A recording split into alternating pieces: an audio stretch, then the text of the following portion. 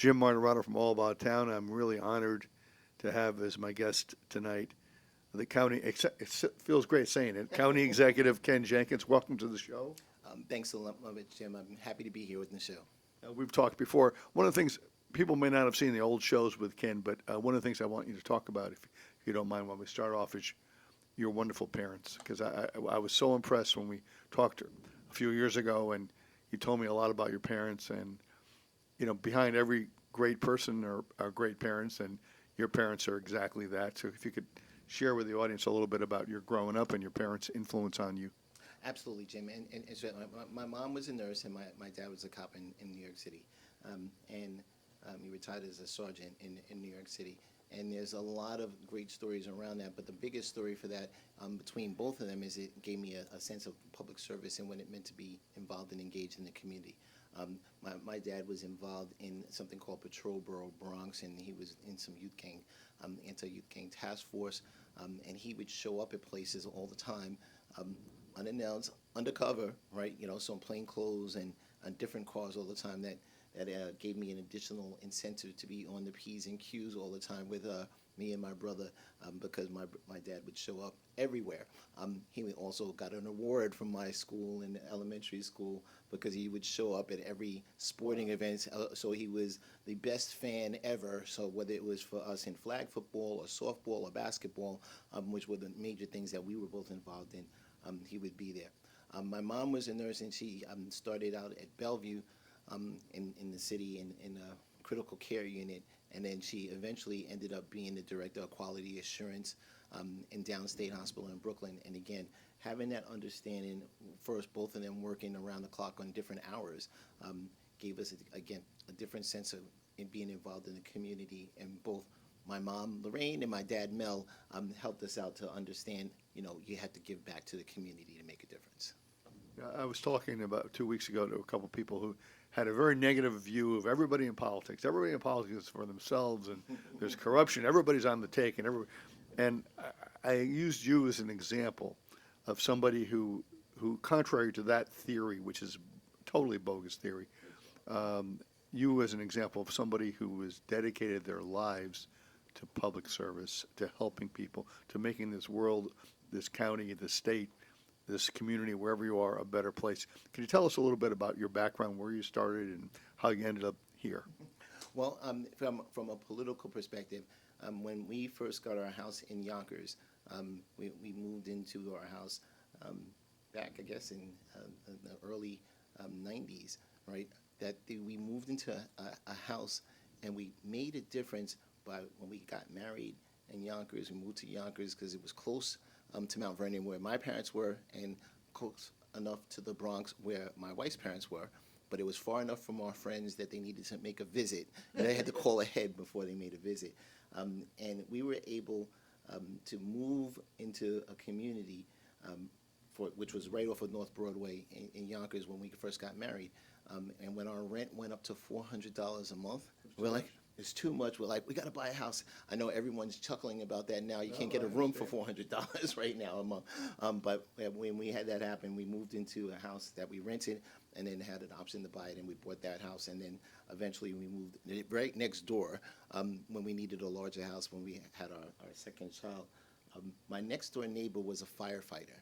And during that time, the Yonkers NACP had the housing desegregation lawsuit, which married housing and education. So the patterns where the education was, where people's schools were, was driving the housing patterns, and that needed to be modified because of the investments that were made in the schools that was based on the neighborhoods. So my next door neighbor was talking to me. He was a Yonkers firefighter, and he said to me, well, the people in the community are concerned about being residents and people buying houses in their neighborhoods.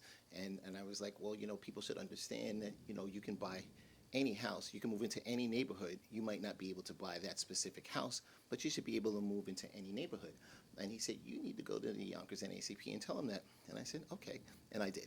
All right. And that's how I got engaged and involved in the Yonkers NACP, eventually becoming the president of the branch at 29 years old. So, we can continue doing the math. and when the housing was actually implemented and the school district was already had busing going on in Yonkers, but the times when the housing started, I was president of the branch when we first opened the housing units. And we developed a reputation over those periods of time to be able to meet with everyone in every community and hear the concerns and being able to address those concerns head on. And again, that's when you start that development of that opportunity, getting engaged in local politics, from being the branch president in the Yonkers branch of NACP, and then eventually being an officer in the Democratic Party. The Westchester Democratic Party. I think I was the 10th vice chair of the committee initially. 10 other people would have to go and pass away before we would be up at the top. And then eventually being the secretary of the Democratic Committee of the county under both Andy Spano, and right after George Latimer, right? So those kind of things, we got to know each other and be able to learn about the whole community. That's where I met you, Jim, and back in take 19 days and all that kind of things. No, Jim, I remember you and many others who ended up being John Hall, right? Right. They were running for Congress at the time, to be able to make a difference. And 13 debates. That was the most exciting time for me in my political life. It seems like eons ago, 2006. And I loved it because we have 13 debates all over the district. And in order to be at those debates, you had to learn a lot about budgets, about foreign policy, about everything that could imagine be a question from the audience or from the some interviewer. It was a intellectually challenging time. So you eventually became deputy county executive. And how many years were you in that position? So I became deputy county executive in 2018 when George Latimer won county executive. George and I competed in the primary, and again, and that's a kind of a good look back at the take 19 days, where there were several candidates that were running, Democratic candidates running for Congress. You being one of them, That's right. and going around, and again, at the end of that process, that we had a candidate that came out of those 13 debates, and that was John Hall, who eventually won that particular seat. In our case, it was the same thing. In 2017, I had served on the Board of Legislators since 2007, so I was on the Board of Legislators for 10 years, following the great Andrea Stewart Cousins, who is now our New York State Senate Majority Leader. And George and I were both county legislators, 10 years, 20 years difference apart with the redistricting plans that both of us did. George was a county legislator and chairman of the Board of Legislators. I was obviously a county legislator then and was chairman of the Board of Legislators for 4 years, from 2010 to 2013, end of 2013. And then we ran in a primary and competed the same way that you all did in Take 19, and had that kind of thing that we worked together. So we brought our cases to the people, as you did then, and George won in that primary, and then we came together, and George asked me to lead his transition team with John Nona. So we co-chaired the transition team, John Nona and myself, and asked me to be deputy county executive at that time. So 7 years working with George Latimer from the county perspective, all the experience that we had in the county government, but also making sure to help build the team. So a question that I get a lot is, what's the challenges and the difference? I was like, I helped build the team. We were engaged and involved intimately as the conversation grew, as we've been able to have great accomplishments for the county of Westchester, and that level of partnership with George Latimer and Congressman Latimer now, that's been really helpful for us to be in the position that we're in today. So we've been working hard for those period of time, 2007 to today. And one of the greatest things, and Congressman Latimer says that now, and certainly our 7th county executive, Andy Spano, has said, and many times publicly, that from a perspective of being prepared to do this job, right? on day one, there has been no one that's ever run for county executive, and I'm the 10th county executive. So none of the other 9 fantastic county executives that we've had over the years that are the the wall of fame for county executives from 1934 in Westchester County have come in the door as prepared to run for this office as I have. Funny you mentioned 1934. When I was waiting to come in here, there was a book out there called about Pelham, the beginning of the origins of Pelham.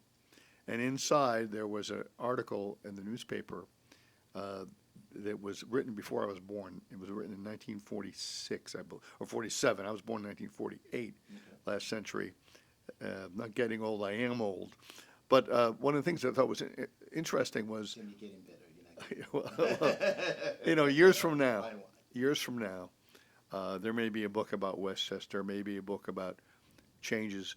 What would you like the book to say about you in terms of your legacy and what you're leaving Westchester? Well, so I think that story still has to get written. Right. We're just we're starting out here, but again, from a time perspective of being able to continue the work that we've been doing and certainly making it better. Everyone, I don't believe anyone runs for office, Jim, and you've been a member of the town board and all those kind of things. Right. You never walk in the door and say, I'm not trying to make it better. We're really trying to continue what we've had in Westchester County, where we are an anomaly. We're a unicorn from a New York State's perspective. People look to Westchester and see how we've been able to accomplish things and move forward. And whether that's the work that we've done as far as tax is concerned, 6 years in a row with no tax increases, 4 of those years with actual tax decrease, being able to restore our AAA bond rating with 2 of the 3 rating agencies that we have, and we're right at the precipice with Moody's, but S&P just this year rated us AAA once again. We had Fitch reaffirm our AAA that they gave to us in 2023. So now we're in a position where Moody's, with a AA1 rating with a positive outlook, we're right on the threshold of moving back into AAA to do that.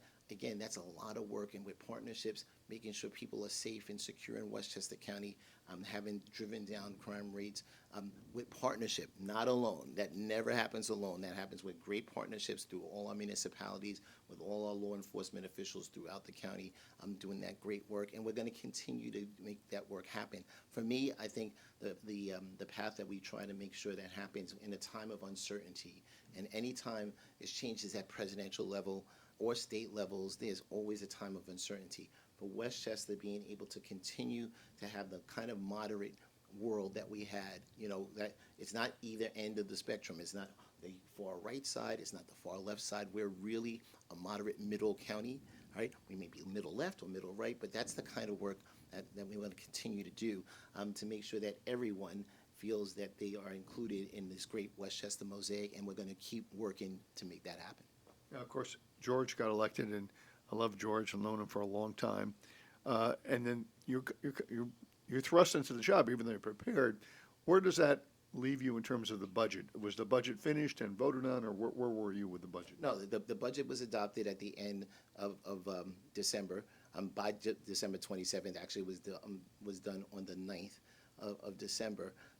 That process, again, that starts in June. So the process starts in June. We proposed the capital operating budget by October 15th, and we did the operating budget on November 7th. So we are in a bit. At least you don't have to worry about that. Well, now we have to manage that budget, right? So that's even more of a trick, especially in this particular time. Again, with the change of administration in Washington, it was really important, and I feel it's important for the people of Westchester to have that kind of experience, a steady hand as we navigate through these particular times. And the Board of Legislators on January 6th set a special election to fulfill the remaining portion of the term of county executive. So I'm appointed county executive until the results are certified of the special election on February 11th. And there's certainly early voting and all the mail-in ballots that folks can do. And then we'll see what happens for that. We'll see what the voters of Westchester say. So there's a special election February 11th, and then the winner of that has a term for how long? They fulfill the remaining part of the term, which is until December 31st, 2025. And then we're in regular cycle. That's for this one- year. That's this year. And then we have regular cycle for Westchester County executive, the county legislators, the county clerk. Folks will all be going through the petitioning process at the end. November, for November election? For a November election. So So there's a wait a minute, there's wait a a minute. potential, This Jim, is, that this we is have- sadism, I'm telling you right now. This is terrible. So wait a minute. You have to go through a special election, February 11th. And then, a let's potential assume, primary in June. let's assume that you're successful. You then have to prepare for an election in November. Correct. Right. So right after after the special election, we'll be beginning the process of the full term, which is for the November elections, and that would be again for county legislator, county clerk, county executive, and any of the local positions that happen. That means the petition process. People will start carrying petitions, 6 weeks of that particular thing, and then a potential primary. You never know in our world right now how those things could happen, but we're preparing for 3 potential elections in 2025, and we're going to work as hard as we can for the people of Westchester. 3 potential, but possibly only 2. Possibly only 2. You always can hope for that, but at the end of the day, Jim, when I won in 2007 following Andre Stewart Cousins in a special election in February, it was February 13th, 2007, when I ran for the seat that was vacated by now State Senator Andrea Stewart Cousins. And we didn't have early voting. We certainly had absentee voting, and it was February 13th, so that meant it was cold. It was not necessarily snowy, but it definitely was one of the low temperature days. And again, everyone should take their opportunity to make their voice heard through that process, right? I certainly have a person I think they should vote for, but at the end of the day, they should make sure that their voice is heard. Well, that's a lot. That's a lot. Well, one of the things I like a lot of things about you, but you're so personable. You're so available. You're so open to people. You're just a people person. You've always been that way, but I really appreciate that. I mean, people can just approach you and talk to you, and you're not at all. You're in a big position, yet you act like you're just a normal person. Well, we all normal people, and that's one of the things, Jim, that I think that a lot of people have respected about all of us, including you, in it being an elected official. You never stop being an elected official. You could be former, but you're always honorable. But that's been a hallmark from my perspective, from the administration that we have from Lincoln, Latimer and Jenkins administration from 2018. That we talk with everyone, we work with every community. We have gone out. And George Latimer, as a county executive, made that his point to go out, and we would go out together to see those different communities, go to their town board, their village board meeting, to their city council meetings, give a report from the county, not making them come up to, as George would say, the Palace of Pain, which is what he was told when he was on the Rise City Council, that people, when they came to the building here in White Plains, to our county office building here on Martin Avenue, that they thought they were coming to the Palace of Pain. We work really hard to make sure that everyone feels that they have that conversation. And again, it doesn't matter whether that community is led by a Democrat, a Republican, an independent, nonpartisan. It doesn't matter at all for us that we're working as partners with all those local municipalities. And again, that's that hallmark, as you said, Jim, where people feel that they can come up and we're all approachable, right? We try to do that as best as we can. It gets a little bit more challenging in the different positions because so many people would like to speak and talk with you on different things, and we're still trying to maintain that openness with folks to be able to talk with them, because as much as people know and people know you, there's another set of people that don't know. And a lot of times we could get caught in our own news clippings and media things that people. That's exactly right. Yeah. So.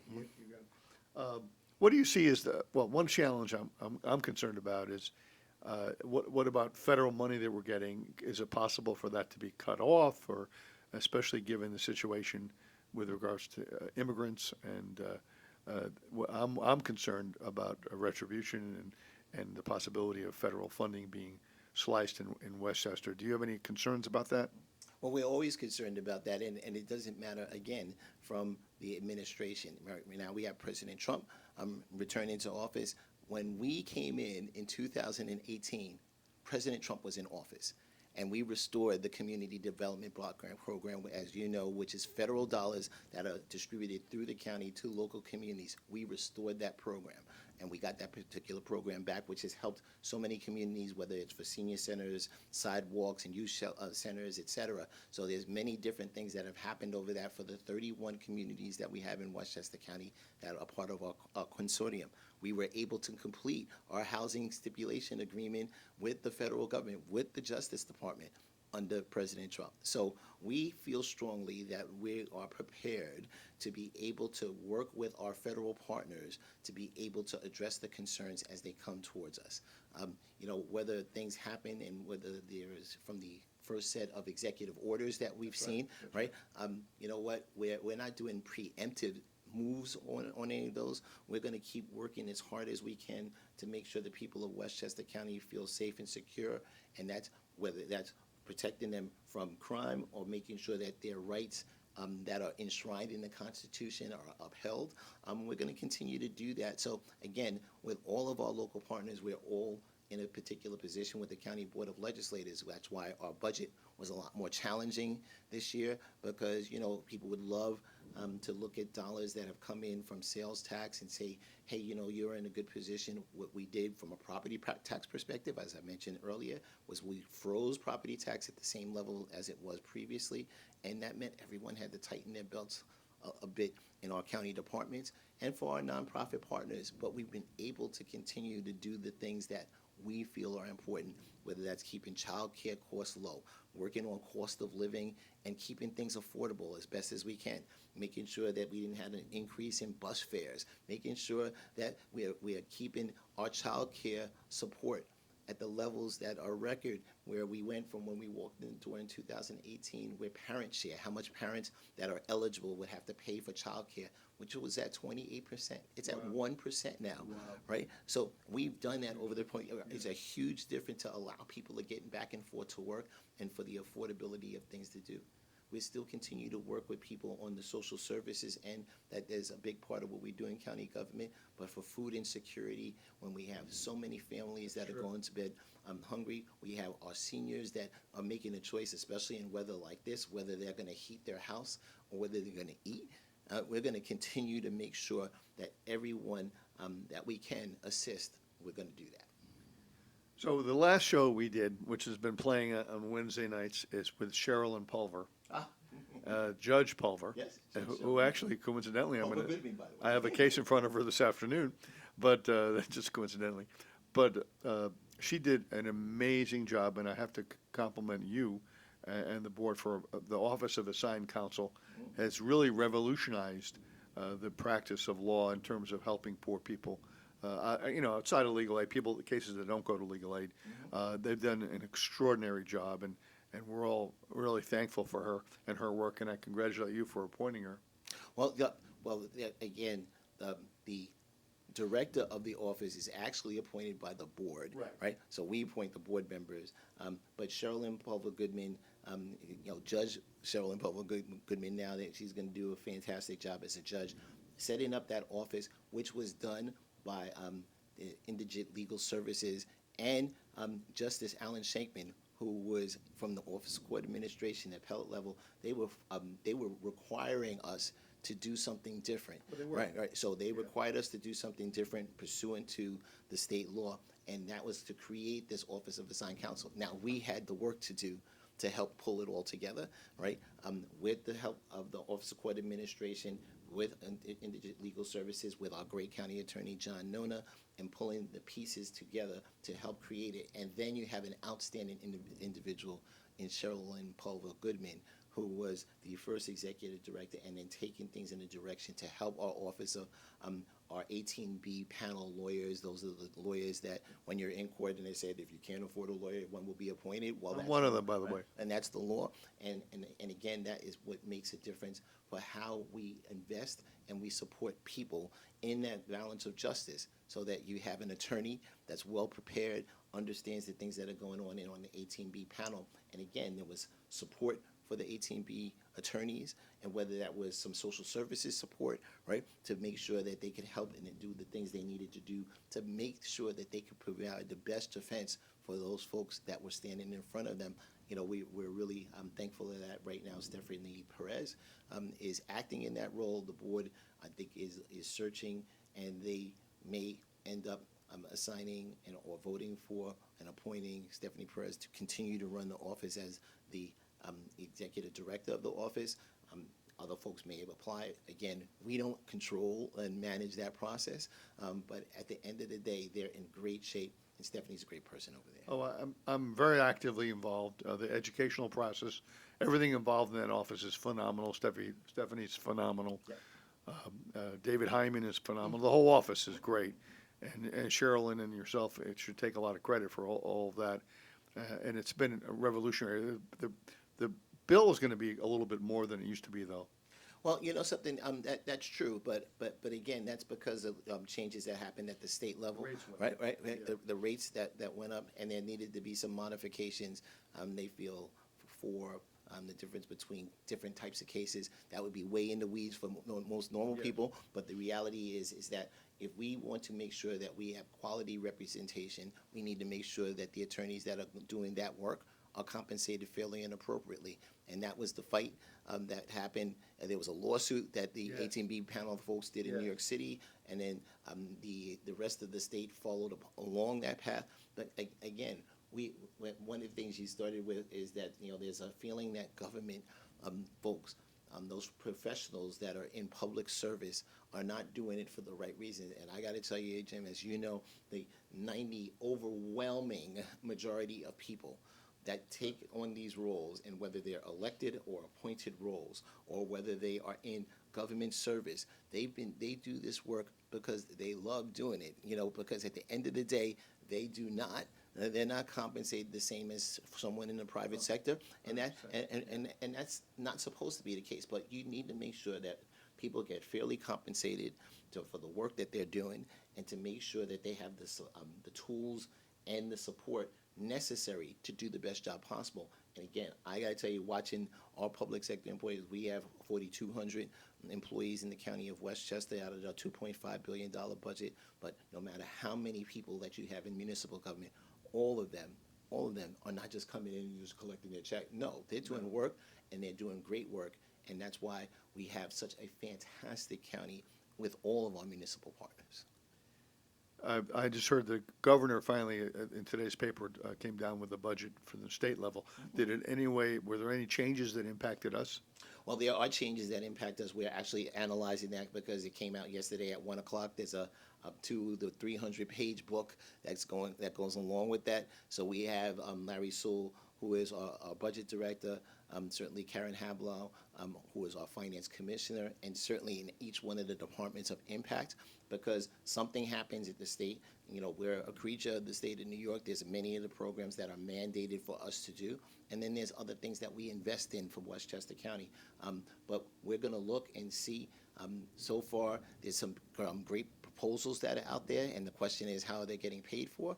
And again, no tax increase. That means that there's adjustments in the allocations to those departments. Out of a $252 billion budget is what the governor proposed. The state legislators, led by the incomparable Andrea Stewart-Cousins on the Senate side, and then Assemblyman Carl Heastie, who's the Speaker of the Assembly, their respective colleagues will come up with their budgets, and they're doing their negotiations. And at the end of the day, we feel strongly that we'll be able to look at the impact to Westchester residents and make whatever adjustments that are necessary. One of the ones that happened to us in the past was what you just mentioned, was the increase in rates for the 18B panel for the Office of Assigned Counsel. And at the end of the day, the state took on some additional responsibilities from paying for that increase because we had that problem. So, Well, we could talk forever. We're running out of time. I just want to tell you that from a personal perspective, I so admire and respect you. You've been a great public servant all your adult life, as long as I've known you, and you continue to be that. And I'm just so thrilled to have you on the show, and I'm thrilled to introduce you to anybody who doesn't understand how great you are and how wonderful you are on the show. And I really wish you the best. Going forward, is there any last words you'd like to offer the people watching? Jim, again, as we've been pointing out for everyone should take their opportunity to get involved and engage for the February 11th process, right? It's an election. You got to go out, make your voice heard, right? And again, we certainly would love everyone's support. That's not going to ever happen, right? But we're going to keep working as hard as we can for the people of Westchester. And I really appreciate the kind words, Jim. But at the end of the day, I walk through the door here in 148 Martine Avenue feeling I can help someone out there positively every day. And that's what I come in to do, and I think that the people of Westchester appreciate that. You just proved my point. I appreciate that. All right, Jim. Thanks so much. This is Jim Martorano from All About Town. I hope you enjoyed the show, and come out February 11th and vote. The man to my right is a great public servant. I'm not going to make a campaign pitch for him, but I'm just telling you that I'm honored to know him, and I'm even more honored to call him my friend. Well, God thanks a lot, bless. Jim. Congratulations. Thank you, brother. This is Jim Martorano from All About Town saying good night and thank you for watching.